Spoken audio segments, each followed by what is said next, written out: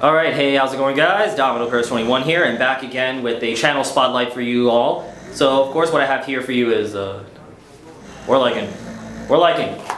Hey, wake up! Pirates! Huh? Well, what the hell? Hey! I have a camera on you. Oh. What's up, Road Squad? RIP headphone users. So, of course, once again, we're back again to bring you guys another channel spotlight, as Warlycan unexpectedly is part of now.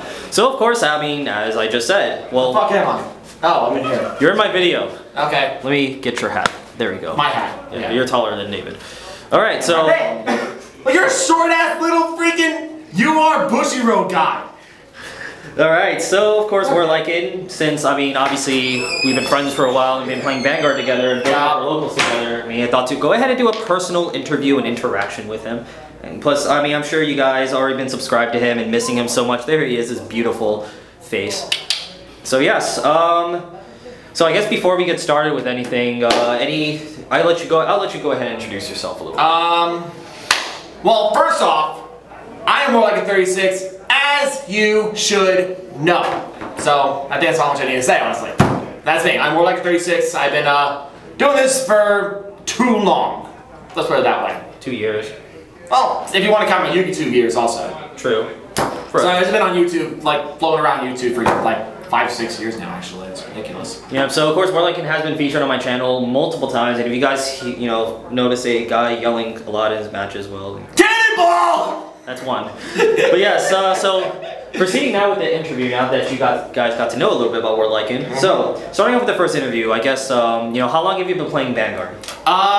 Since the trial deck in Set 1 came out, actually. That was back in November 2011. Didn't you have to proxy a Blaster Blade? Actually, yeah, I had to proxy that a little bit. It was ridiculous because it just took freaking forever to get some of those cards to come out. Back in my day. That and Alfredo. Back in my day, when I didn't have the freaking hollow triple rare Nocturne Dark Dragonic Overlord, we had to do the freaking trial deck once. A common one. Exactly.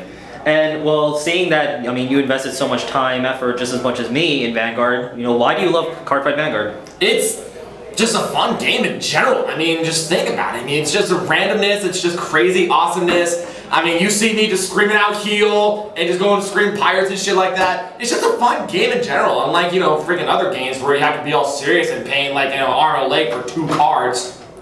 Well, Yu-Gi-Oh! Unless you like SP. Well, unless you want SPs. I mean, if you want to really shine it out, then go on ahead. That's your swag. For all the SP lovers out there. Yeah, right.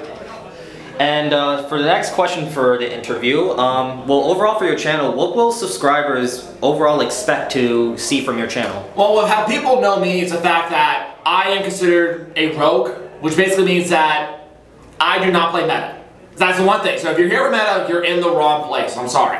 But I do play all the rogue style kind of decks. So if you're going to see like freaking Cat and Jack, Platinum Rush is going to be my new deck that I'm going to start deck profiling. Grand Blue, there's a whole bunch of other random clans that not many people really acknowledge on. And that's where I come in. That's where I just take all these random decks, random clans, random play styles, and just throw them on my channel. And just going from there. Well, I guess going into the topic of rogue decks, and you play a lot of rogue decks, what are some of your favorite decks in Vanguard? Now, this can be all-time or current ones. Okay. The first one I shouldn't even, like, you know, bother mentioning because I am known as the captain of the pirates, motherfucker. But yeah, Grand Blue is one of my favorite decks. Pale Moons I use every so often. Arboros Dragon, Neo Nectar, Jewel Knights every so often, and whenever I feel like trolling around, Cat and Jack, which I'll have actually on my deck file on my channel. And the new one I did was Platinum Rush, which is just basically going into Platinum Maze and dealing 6 to 7 damage to you in turn 2. OTKs. OTKs. Alright, now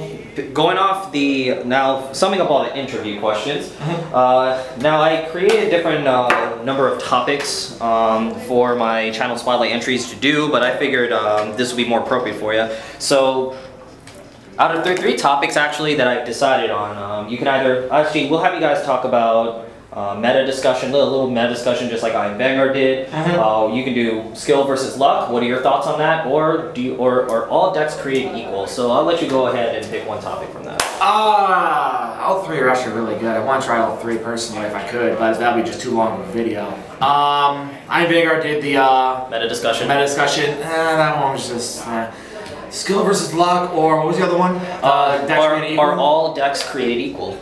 I'll do that one actually. All decks created equal.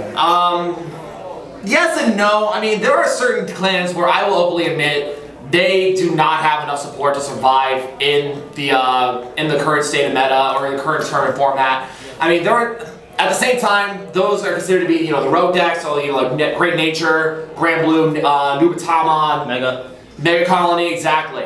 So I mean, they're still able to play the game. The problem though is that because they don't have the sufficient amount of support that clans like Royal Paladins or Kagero or Link Joker or Gold Paladins or any of those other clans where they have like, almost completely, just almost sets devoted to them, it really gives those kind of decks a disadvantage because they don't have that kind of flexibility that Kageros and all the other clans have. So, do I think they're created equally?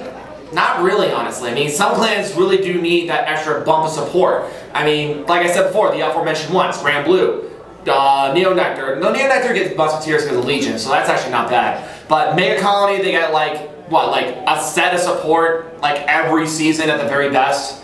Grand Blue get a set of support every season. Spike Brothers only get a set of support every season. I think, honestly, they definitely need more support for these clans. And will they get maybe like a spike, like maybe we'll do 2 reviews? It really depends on how Bushiroad makes those cards. I mean, we don't really control, what cards come out. We just control how we use them. And if that's the case, then it really depends on who is able to actually, manipulate those decks the best.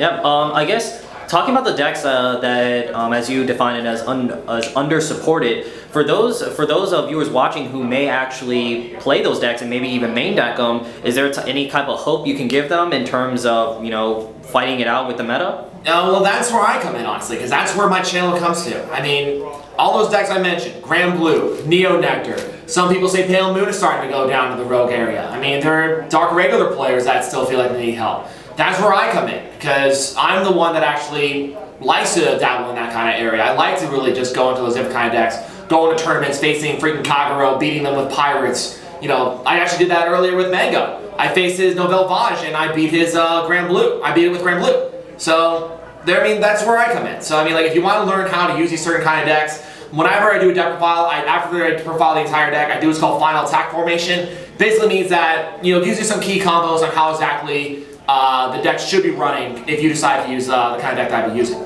Awesome. So yeah, definitely Warlycan is of course another good source of information, followed by yours truly. But yes, followed by, we'll talk about that. Yeah. But yes, I think that the overall sums up everything. Any final thoughts or anything else for the viewers, Mr. Warlycan? Not that I can think of. I've just said everything I feel I should say right now. So yeah. Well, besides that, I'm a crazy ass bastard. So if you can deal with my energy, then by all means. Well, I know you are on a hiatus or anything, so definitely good to see you back. I know a lot of viewers are missing you so much. I'm glad to be back. Yep. So other than that, guys, thank you guys so much for watching, and take us out. That is pretty much it, you guys. Like I said, my channel will be down there in the down bar. But until then, I am Warlycan36. I am the captain of Grand Blue. I am the terror of the Flash of the Night, even though I'm not Darkwing Duck. And until then, go rogue and you go pro. Don't be a sack boy. Later! That's it? Yep.